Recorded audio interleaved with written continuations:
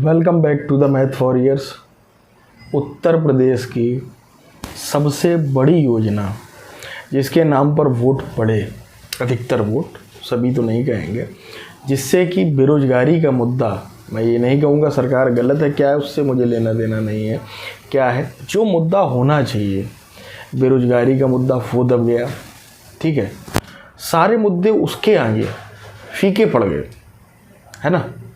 तो उस मुद्दे पर मैं बात करूंगा। आज से वो मुद्दा भी ख़त्म हो गया, अब तो मुद्दा भी नहीं बचा। 4 साल अब कैसे कटेंगे जिस मुद्दे पर, जिन लोगों ने उस मुद्दे पर वोट दिया है। अगर बेरोजगारी और उस पर वोट दिया गया होता तो आज इस समय आपको वैकेंसीज मिल रही होती और समय से पूरी हो रही थी, केवल एक औपचारिकता या टाइम पास या अखबारों में भर्ती ना निकल रही होती।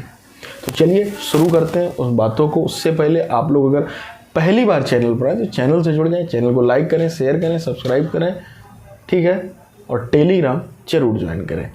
समझते हैं, आप स्क्रीन पर देखिएगा, मैं आपको पढ़कर सुनाता हूँ कि अब से फ्री राशन की सुविधा जो है बंद हो जाएगी उत्तर प्रदेश में। अर्थात अब जो आपको केंद्र वाली जो योजना है वो मिलती रहे, क्योंकि केंद्र के चुनाव लगे। समझदार के लिए ये सारा काफ़ी। अगर अब भी आप लोग नहीं समझ पा रहे हैं, रोजगार और बेरोजगारी को मुद्दा नहीं बना रहे हैं, महंगाई का मुद्दा नहीं बना रहे हैं, तो फिर आप समझ सकते हैं कि आप कहाँ किस दिशा में जा रहे हैं। ठीक है, ये आप समझे। मतलब राज्य के चुनाव हो चुके हैं, राज्य की योजना खत्म, केंद्र की भी मैं गारंटी दे सकता हूँ 2024 के बाद खत्म हो जाएगी। तब तक चलेगी ये योजना, पक्का चलेगी, 101% ये योजना चलनी है ना। इस चीज़ को आप लोग समझे। तो फ्री राशन अब नहीं मिलेगा तो मुझे दुख हुआ। कई सारे बच्चे भी मुझे मैसेज किए कि सर बड़े दुख के साथ सूचित कर रहा हूँ कि बताओ फ्री राशन ख़त्म हो रहा है, अब क्या कैसे क्या जो है गुजारा होगा, है ना। कम से कम फ्री का राशन खा रहे थे आराम से घर पे, तो समझ में नहीं आ रही थी कि बेरोजगारी है, कि रोज़गार की ज़रूरत है मुझे कि नहीं है। अब वो भी ख़त्म हो गया, है ना। तो ये चीज़ें तो यार, अब तो कम से कम जिनको भी मुद्दे समझ में आ रहे हों, जो थोड़ा सा अवेयरनेस रखते हों, वो थोड़ा सा अपनी मांगों को ऊपर करें, है ना। चाहे विपक्ष हो चाहे कोई भी हो, मतलब जो मुद्दे हैं उन पर बात होनी चाहिए। सरकार कोई भी हो मेरे भाई, कोई भी सत्ता पक्ष हो विपक्ष हो, उससे कोई मैटर नहीं। जो बेसिक मुद्दे हैं, रोटी कपड़ा और मकान, 3 चीज़ें होती हैं व्यक्ति के जीवन में बहुत इंपॉर्टेंट, अगर उस पर ही बात होना बंद हो जाए।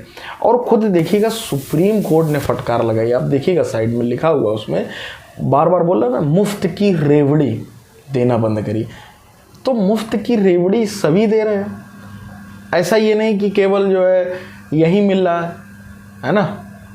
आई थिंक लाइट चली गई है, तो ये चीज़ें हैं, इन्वर्टर से ये आवाज़ करता पंखा, तो वो चीज़ें आप समझ सकते हैं। ठीक है, मुफ्त की रेवड़ी, चाहे दिल्ली हो, दिल्ली भी बिजली फ्री की है, ये फ्री, वो भी गलत है। देखिए बिल्कुल फ्री करना गलत है, इस बात को मैं फिर बोलूँगा। कोई भी चीज़ हो, है ना, सिस्टम से करिएगा, उसको समझाइएगा। लेकिन दिल्ली में शिक्षा व्यवस्था को अच्छा किया गया तो काफ़ी अप्रिसिएटेबल भी है ना। और यहाँ पर उत्तर प्रदेश सरकार में कानून व्यवस्था अच्छी है प्रेजेंट टाइम, पुराने सिनेरियो को देखते हुए। तो जो चीज़ें सही हो रही हैं उस पर साथ देना है। मान लीजिए जो काम सही नहीं उस पर बोलना है, उसके लिए फ्री का राशन थोड़ी ना लेना है। दूसरी बात, समझें कि किस तरीके से केंद्र सरकार और राज्य सरकारें मिलकर स्कूल विद्यालय कम किए जा रहे हैं। ठीक है, आप देखेंगे ये वीडियो मेरे साथ। किस बात का? अपना सरकारी स्कूल था ना, बंद हो गया। अरे यार बंद नहीं हुआ, वो मर्ज हुए है। मर्ज मतलब अपना गांव में 2 सरकारी स्कूल थे, दोनों में बच्चे कम थे, अब दोनों को मर्ज करके एक स्कूल बना दिया।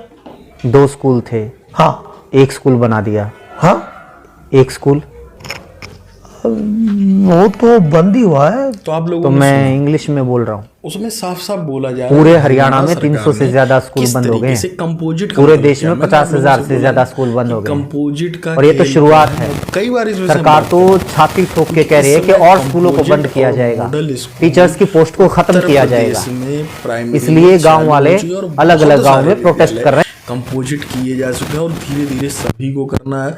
और विद्यालय भी जो है ना, मॉडल बनाए जा रहे हैं। ठीक है, धीरे धीरे। तो कंपोजिट से किया क्या जा रहा है वो मैं आपको समझाता हूँ। उसमें खेल हो रहा है ना। शिक्षक छात्र अनुपात वहीं से सही किया जा रहा है।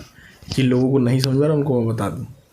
मर्जिंग हो रही है, मर्जिंग ऑफ ग्रुप्स, अगर आपने एवरेज पढ़ा होगा तो ये चीज़ें चली धीरे धीरे विद्यालय कम किए जा रहे हैं। अब आप समझ लीजिए, मान लीजिए जैसे किसी प्राइमरी स्कूल में एक टीचर था और वहाँ पर लगभग 100 बच्चे थे, एक जूनियर था जहाँ पर लगभग 150 थे और 35 का वहाँ पर होता है ना एवरेज, तो वहाँ मान लीजिए थोड़े बहुत बच्चे कम पढ़ रहे होंगे।